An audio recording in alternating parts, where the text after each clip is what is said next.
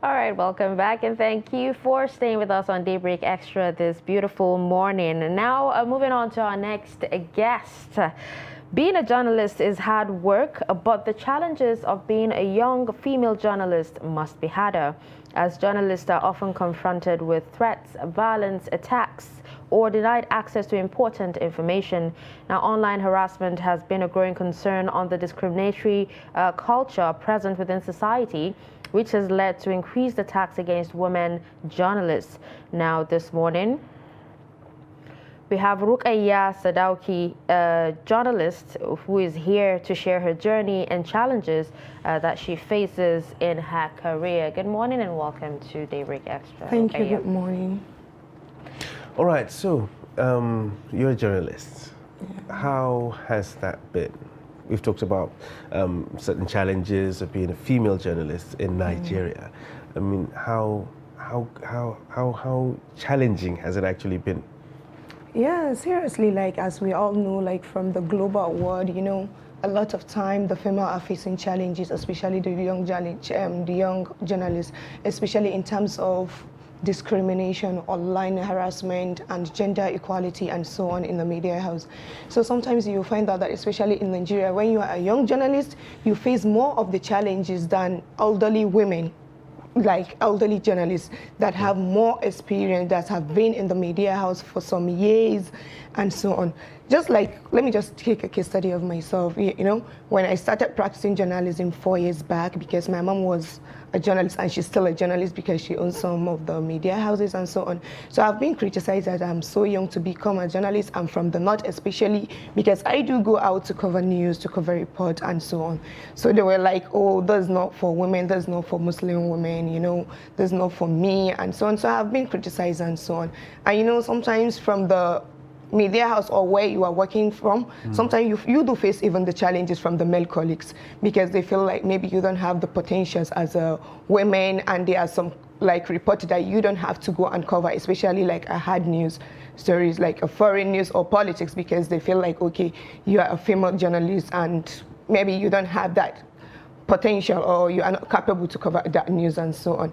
And sometimes I even had that from some of the media house, that even the male are being paid more than the women.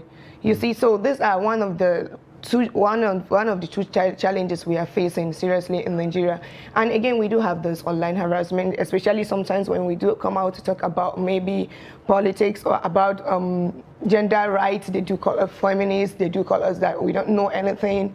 Like, who are we to even talk about gender, or who are we to talk about particular topics, or maybe about health and so on. So we do have this harassment, physical and online harassment. Okay, so what is that thing about journalism that actually piqued your interest and made you want to be one? Seriously, my mom is my motivation, because my mom is a journalist. So before I wanted like becoming a lawyer, but at the end, because of how I see my mom practice journalism and I see the beautiful side of journalism, so I feel like, no, okay, why not? I should be a journalist, because I'm that person that I love talking, and I love talking in public precisely, and so on. So I started practicing my journalism since 2013, where I studied my mass communication here in Nigeria before going to Turkey to continue my education. So I love journalism. I love what I do. You know, in every profession, when you love what you are doing and you have passion for it, you always do it with joy. You always do it with full confidence, and so. All right, so being a journalist is a tough job. Yes, it's really a tough job. How's the journey been so far? Yeah, for me so far, alhamdulillah, because I have been facing the challenges for years, but now things are becoming okay for me, especially in the family, because I really got the support, and maybe like from my hometown and people around me, they feel like, yes, Rukaya, have the potentials, and I'm doing what I can, and I'm trying my best as a journalist. So the struggle is not that hard as before, because before, when I started practicing it, it was kind of very, very hard for me, because I feel like giving up at the end. But my mom kept motivating me that, no, Rukaya, you can do it. You can become who you want to become as a journalist.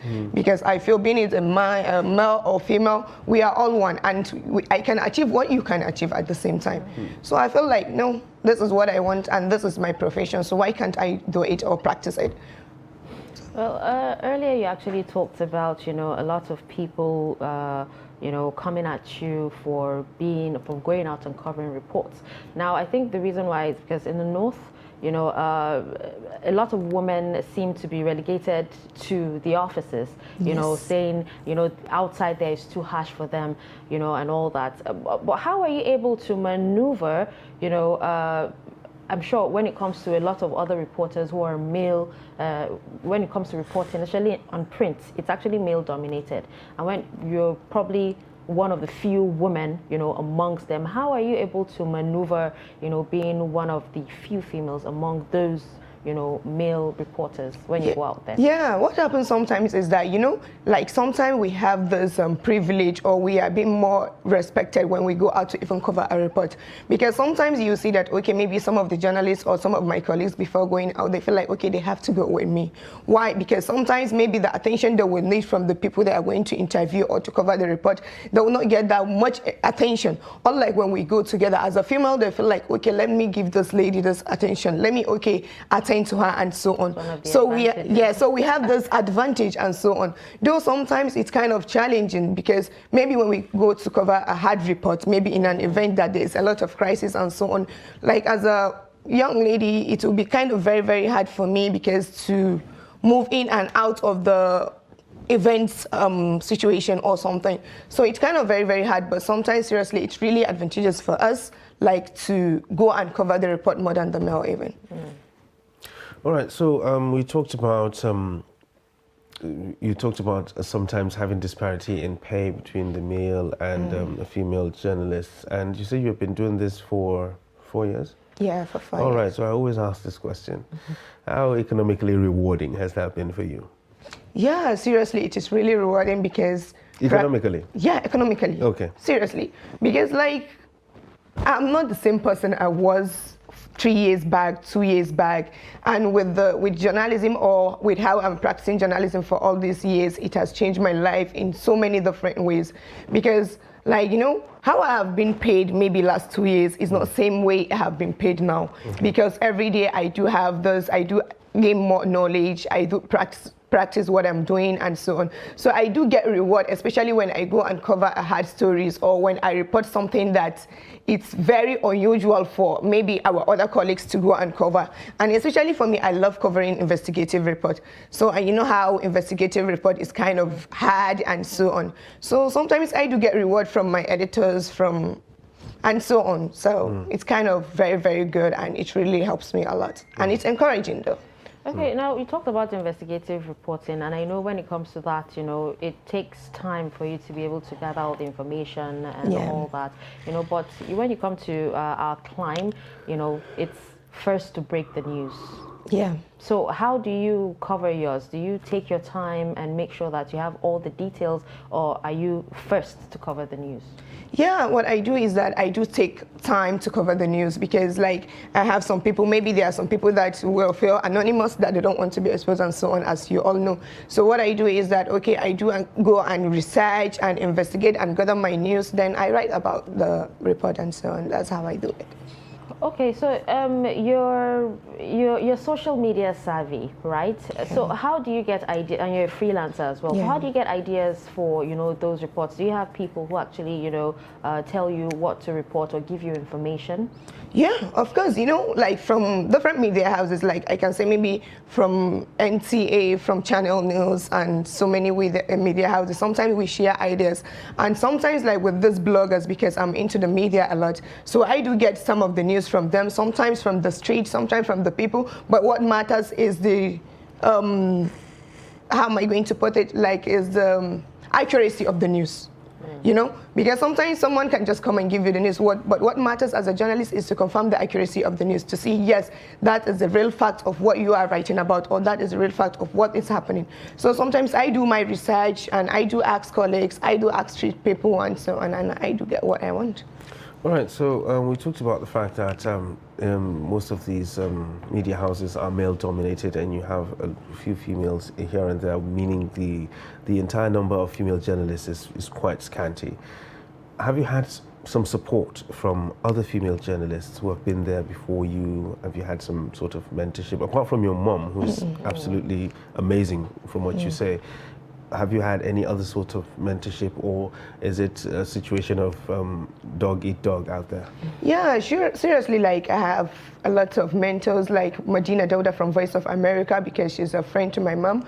So she has been guiding me for a long time about journalism, and she's been there for me. She keeps supporting me financially with her time and energy. Also, our chairman of Leadership newspaper, because she's a female presently. So I do have the support from her, and she do encourage me sometimes. Okay, yeah, you can do it. Though she's not a journalist, okay. Yeah, but still, like she see the beauty of journalism in me. So sometimes she just give me the chance, okay, to display my potentials and so on. So I have a lot of people that I look up to as a journalist, and they have been supportive and they've been there for me. Okay, so do you still see yourself? Do you see yourself practicing journalism in the long term? Yeah, seriously, that's what I want. And at the end, I even want to own my own media house, seriously, because I don't want to be just a national journalist or a journalist within Nigeria. I want to be an international journalist, because presently, like, I was called by TRT World Istanbul because I was in Istanbul for a long time. So, and they see what I do and everything, and they really want me to be with them. And I really want to go and give it a try out there and so on for the beauty of my country. And it's something to be proud of, yeah. Definitely. All right, so you have any advice for young, aspiring female journalists out there? Yeah, seriously, like for young female journalists, it's just that, okay, being as a female or male, you can achieve what you want to achieve, and we shouldn't follow what the society are talking about, because if we say we are going to like dance to the tone of the society always, we are not going to achieve what we want. Because as far as profession is concerned, there is no profession that is really prescribed for men or for female. So I feel like, okay, as a young journalist, do what you want, have passion for what you are doing, and move on. Like, yeah. Okay. All right. Well, I think with that, we've come to the end of this discussion. Thank you so much, Rukaya Sadoki, for joining us on Daybreak Extra today. Thank you so much. All right. All right, so I think with this, we've come to the end of Daybreak Extra on Trust TV. Thank you so much for tuning in and sticking with us. I will be back again next weekend, same time, same station. I'm Dashan Hussein Osman. Have yourself a wonderful weekend. All right, an absolute amazing time right here on Daybreak Extra. Let's do it all again next week. I am Ibrahim Yusuf.